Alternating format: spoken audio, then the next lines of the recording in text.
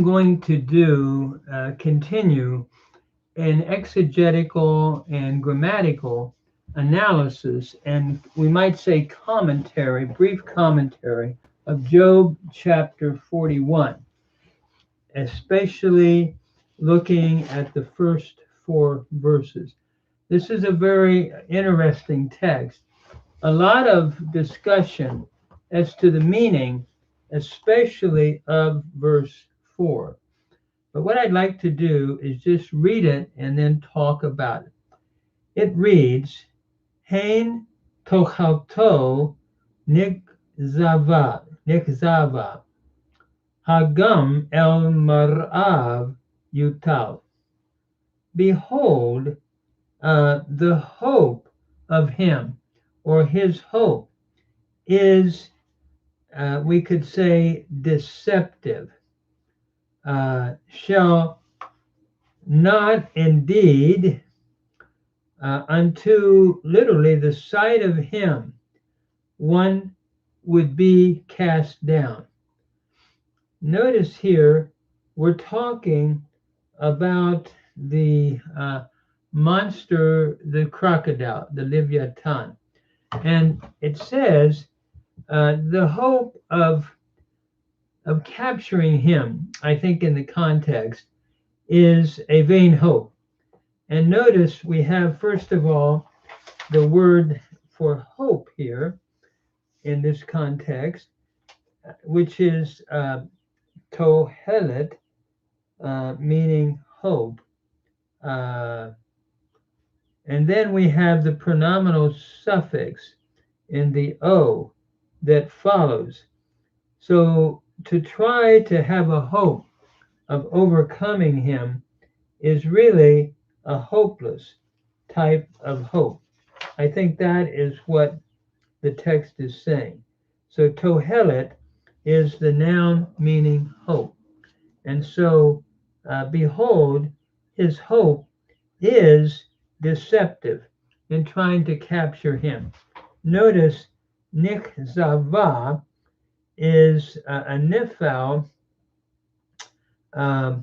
perfect, third feminine singular from kazav, to be deceptive or to show something as deceptive. So behold, his hope is deceptive. Agam el marav yutal. Shall not one be cast down? In other words, indeed, at his sight shall one be caused to be cast down, because his sight is so treacherous. Notice, speaking of the crocodile again, notice yutal is from the root tul, meaning to cast down. It's a middle weak verb. And here we have a hofal, imperfect, third masculine singular from tul. So the thought of this verse is even the thought of trying to capture him. Since no one tries to provoke Leviathan, I think, who is the one then that can even attempt to overcome him or to attack him? And I think, in a sense, God is saying that he has created this creature, and in light of that, one needs to look at him as greater in power than what he has created. So then we go on, and he's really, can I say, in irony, again, addressing Job's boastful words in the previous sections of the book. So we move on to verse 2. Lo achzav ki, I'm going to render this ye'urenu, umihu lefanai yit yatsa. That is, there is none that is so fierce that they can stir him up. Speaking again I'm thinking of the crocodile. Notice here, I'm understanding urenu to be from the little weak root ur, to stir up. And here we have a cow imperfect, third masculine singular, plus the pronominal suffix in the u here. Historically, it would have been, I think, urenhu, becoming urenu, where the hey of the who by reverse has gone back into the noon here. I think we have the hinge in the in here, followed by who. So who, none, there is not any so fierce that they can stir him up, or that would even dare to do that. Umihu lefanai yit yatsab, or who is able before him that they can stand, or who is able to stand before him. Again, showing God's great creative power in creating such a creature that no one can confront him.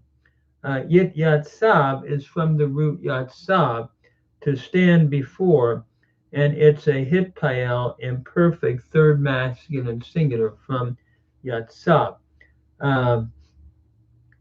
We have the same root, by the way, in Psalm 2, where we speak of the nations raging and wanting to stand before God and his anointed king. So at any rate, in sort of a hostile way. So who can come before now and stir this one up, this crocodile, and stand before him? And then verse 3, it reads, Mi higdi mani v'ashalem tachat kol hashamayim lihu. Who, and I think God is now speaking, who has encountered me or come before me that I should repay him, that I should render to him? Whatever, all which is under heaven belongs to me, all which is tachat kol hashamayim lihu. So notice it begins here, or this verse, who hikdimani.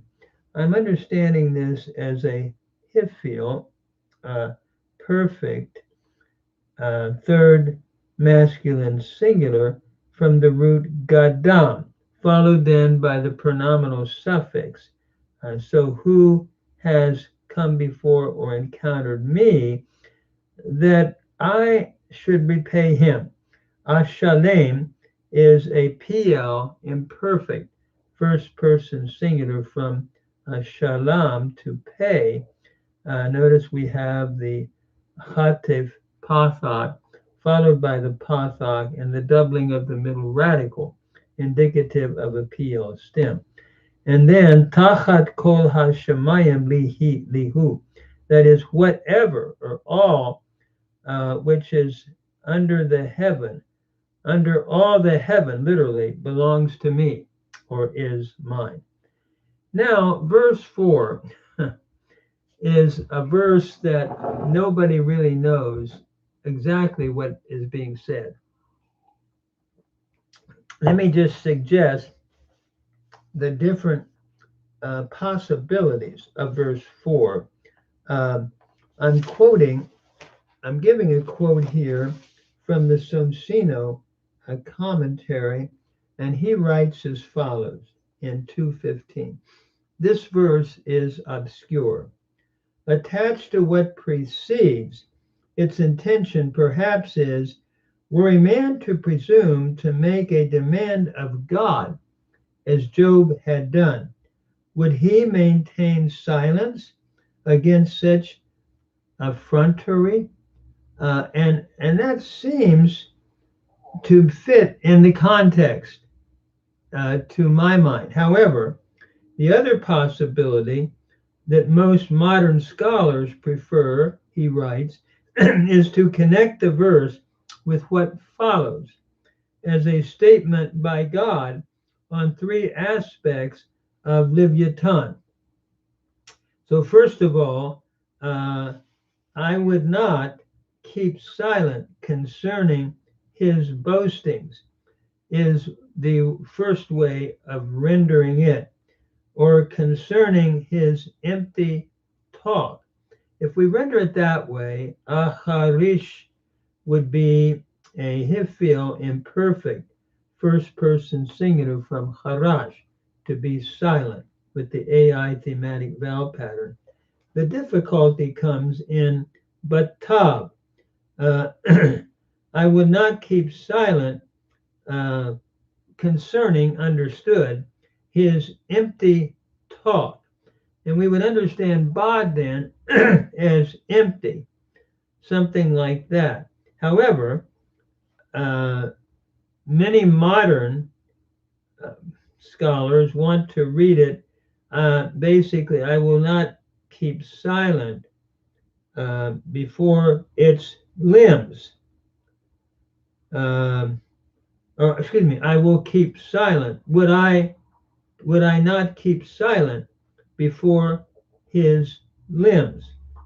And rendering it that way, badim would be the limbs of the crocodile in the context here. Uh, the other would be his like boastings or his empty words, referring to Job's previous words. Then the next phrase, udavar gevurot v'chin erko.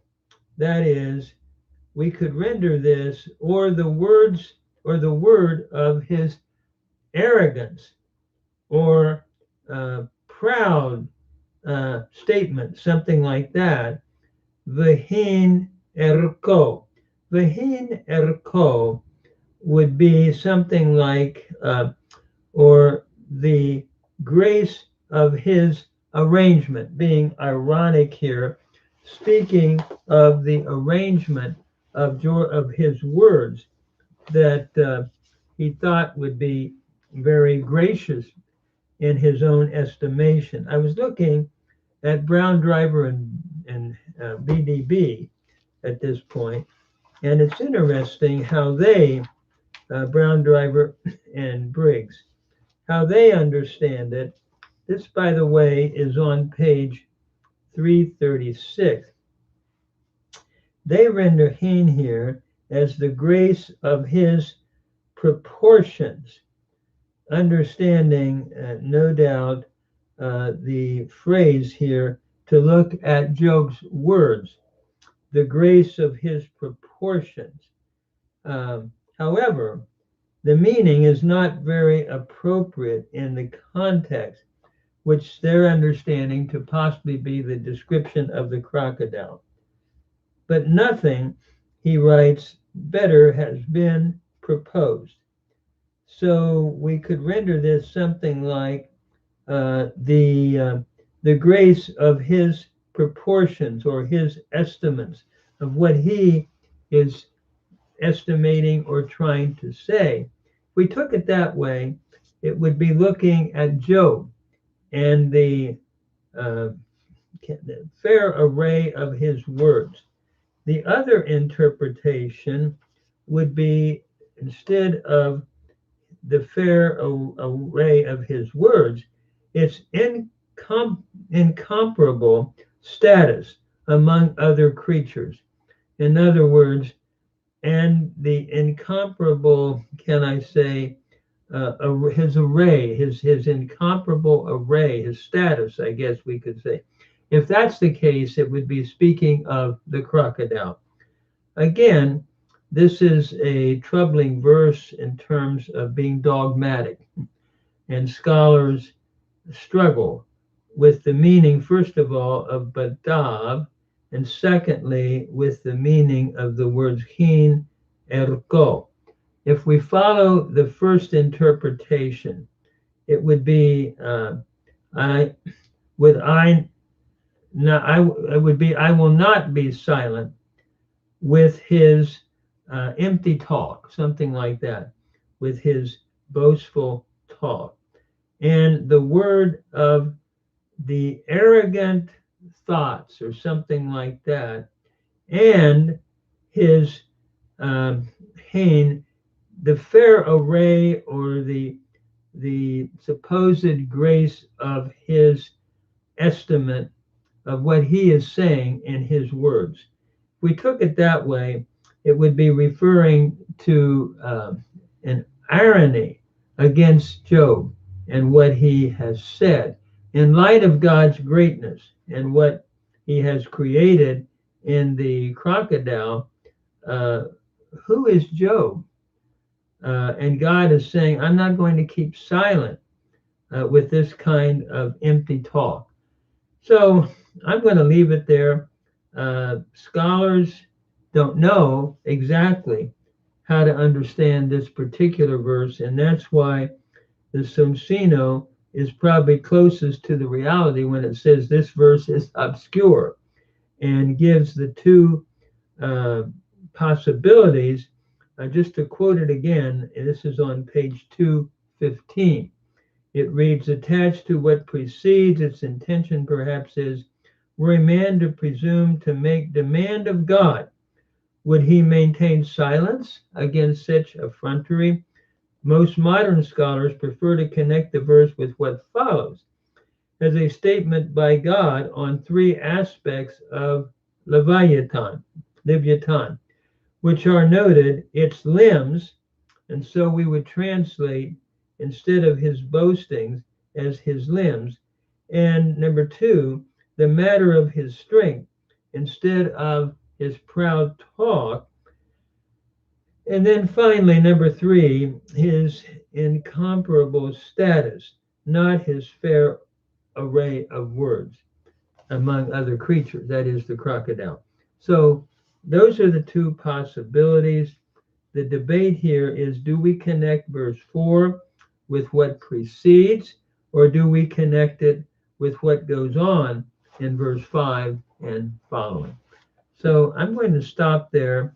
At any rate, Job is being told, look at the crocodile, look at God's great power to create this, and how can you come before God and say the things that you've said?